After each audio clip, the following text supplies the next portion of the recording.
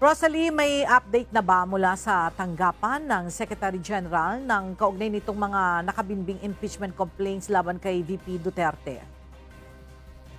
Ella, mula noong Lunes hanggang ngayong araw ng Huwebes, walang pahayag ang tanggapan ni House Secretary General Reginald Velasco kaugnay ng mga tanong ng media sa kahihinatnan ng impeachment complaints laban kay Vice President Sara Duterte.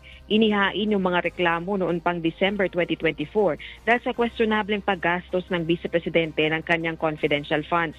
Kaya naman nagdududa na si House Deputy Minority Leader, ACT Teachers Party List Representative Franz Castro, kung meron pa bang ika-4 na impeachment complaint. Yan kasi ang idinadahilan ni House Secretary General Velasco kung bakit hindi pa niya na itatransmit yung impeachment complaints na nakabinbin sa kanyang tanggapan sa opisina ni Speaker Martin Romualdez. Isa si Congresswoman Castro sa nag-endorso ng ikalawang impeachment complaint. Pakinggan natin ang pahayag ng kongresista.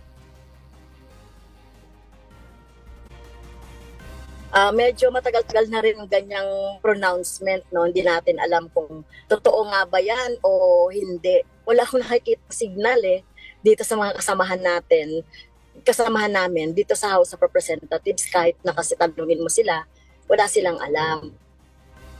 Dagdag pa ng kongresista, walang sino mang lumalapit sa kanya para humingi ng suporta sa sinasabing ika-4 na impeachment complaint. Tatawagan din niya ngayong araw ang House Secretary General kaugnay ng mga nakabinding reklamo. Magsasagawa rin niya ng mga pagkilos ang kanilang kampo kasama ang iba pang naghain ng impeachment complaints laban kay VP Duterte upang kalampagin ang Kongreso kaugnay nito, kabilang na ang isang demonstrasyon sa January 31. Samantala, pinabulaanan naman ni Congresswoman Castro ang aligasyong ginagamit nila ang issue ng impeachment bilang propaganda sa paparating na halalan. Whether may election yan o wala, talagang prinsipyo namin itong accountability and transparency kahit na sino pa yan nandiyan, no? Kaya hindi totoo na ginagamit namin ito na dahil sa election. Lamang 5 araw na may plenary session ang House of Representatives bago muling mag-adjourn sa February 7.